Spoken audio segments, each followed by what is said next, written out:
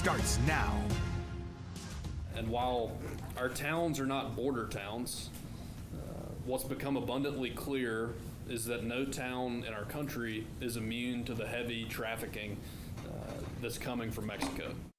Thanks for sticking with us here at 7:30. 585 pounds. That's how much fentanyl has been seized in the U.S. this year. It is enough to kill millions of people. Leaders call it a weapon of mass destruction. Today, law enforcement leaders, prosecutors, federal agents, and advocates gathered in Rowan County to talk solutions.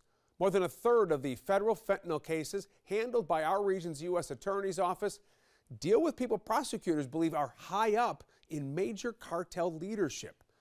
The office is trying to go after repeat offenders and put them behind bars for a long time. It's those types of cartel leaders driving drug investigations like this one. You'll remember our Naomi Coles just wrapped up a lengthy investigation embedding with local detectives and staking out with them. Here's a clip from that investigation. It started with the local user in Waxhaw. There's nothing predictable about a shift with Waxhaw's undercover narcotics investigators. I wouldn't say there's a typical, routine investigation. But they and other drug detectives we spoke with throughout this investigation agree on this. Traffickers are getting smarter as the job gets harder. Now here in Charlotte, major trafficking network used the highway system through our area to bring fentanyl into the city.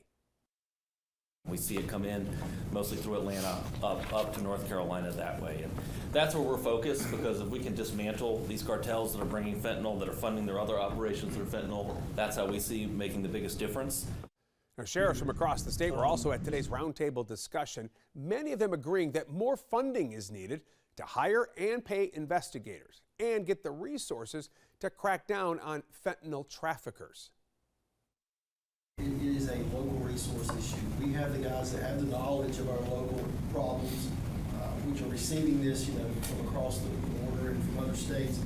But it's a manpower issue. But if we had the funding, I think that the local law enforcement could really make a larger dent in it, because we do know who our local players are that are receiving these narcotics. Now, this request for more funding comes as North Carolina's House and Senate continue negotiations over the state budget. Earlier this month, Governor Josh Stein proposed including a fentanyl control unit in the budget. It would be dedicated to investigating complex drug rings and stopping the flow of narcotics into our communities. He says the unit would consist of 3 prosecutors and 7 special agents at the SBI. The governor says it would cost the state around $2.5 million a year. It will protect people from fentanyl, save families from these tragic loss, and support local law enforcement officers as they do their jobs, especially in the complicated work of cross-jurisdictional drug rings. Every dollar is going to help people struggling with addiction. So far, the fentanyl control unit has not been included in any of the budget proposals, but those negotiations, they are still ongoing. Now, the good news here is overdose deaths are decreasing statewide, but advocates say some regions of North Carolina haven't seen that trend turn around just yet.